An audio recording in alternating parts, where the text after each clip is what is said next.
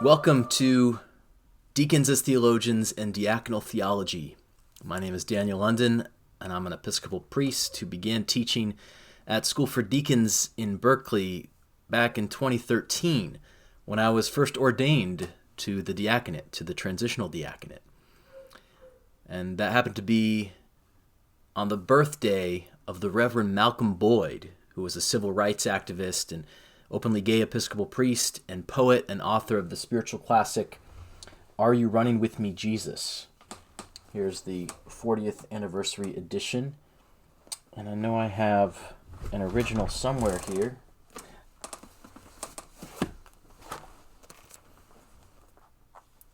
This one actually is signed by Malcolm Boyd. I didn't have the book with me at the time, but he signed this card, To Daniel, Keep Running, Love Malcolm Boyd, because I met him on his birthday, which was on the day of my ordination to the diaconate. And he has continued to inspire my ministry. I serve as the rector of Christ Episcopal Church in Eureka and the Ecumenical Interfaith Officer for the Diocese of Northern California. I live in the Transfiguration House, formerly owned and lived in by some of the Sisters of the Transfiguration, an Anglican religious community based in Cincinnati. And the Transfiguration House is in Eureka, and I live here with my wife and my two Yorkshire Terriers, Gubbio and Seabury. Seabury, you want to say hi? Seabury was born on the feast day of the Consecration of Samuel Seabury. The Reverend Malcolm Boyd served as an effective bridge between the church and the world, and in this way embodied the diaconia beautifully. As I said, I had a chance to meet Malcolm on the day of my ordination to the diaconate, and although he died just a couple years after, his words have informed my ministry and theology and my understanding of the diaconate, including the words of his most beautiful and beloved poem, Are You Running With Me, Jesus?, which you can actually hear him read aloud with Charlie Bird accompaniment in this vinyl record. 25 cents. Malcolm understood Jesus as his companion and confidant, with whom he could be intimate and vulnerable and sometimes angry. And he experienced his relationship with Jesus as comfortable and reassuring as well as demanding. Throughout this course, we will be running through the tenets of the Creed, the Nicene Creed and the Apostles' Creed, exploring massive theological subjects such as faith, God, creation, Spirit, Christ, Trinity, sacrament, church. However, we will do this with diaconal companions running alongside us, as Malcolm asked Jesus to run alongside him. Since this course is Deacons as Theologians and Diaconal Theology, we will be accompanied through each unit by a deacon, by a diaconal companion. Of course, we, like Malcolm Boyd, hope to be accompanied most of all by the one who perfectly embodied diaconia, the one who said he did not come to be served but to serve and to give his life as a ransom for many, as he says in Matthew as well as Mark. And later in the course, we will unpack what Jesus means by giving his life as a ransom for many when we talk about atonement.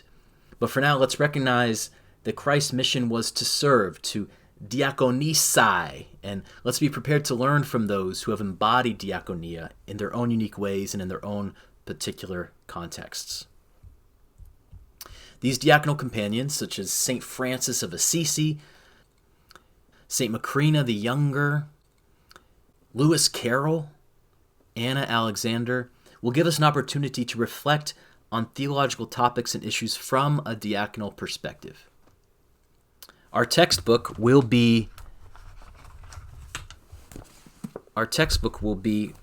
Theology the Basics by Anglican priest Alistair McGrath, which features on the cover the Sinai Pantocrator, which is one of my favorite icons, if not my favorite icon altogether. And you can learn more about that in a link in the pathway. Each unit of this course will focus on one chapter from McGrath's text along with the diaconal companion that will be associated with that chapter.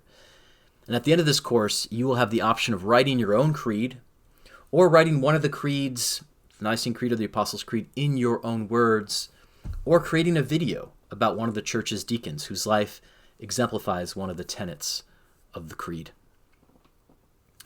Another reason I bring up Malcolm Boyd is because I find it significant when a saint or figure is associated with a special day in our lives, like the day of your baptism or the day of your upcoming ordination. Pay attention to whose feast day that falls upon, because I imagine and trust and believe that that particular saint will inform and inspire your ministry. Whether they be a deacon or not, I trust they will inform and inspire your diaconal ministry and your ministry as a baptized Christian. Blessings on this journey. This is Seabury, London, who just got woken up from a nap to say hi to you. Gubbio's in the other room still napping. Say hi, Seabury. She'll be also a companion on our journey, the mascot for the class, right? Say hi, Barry.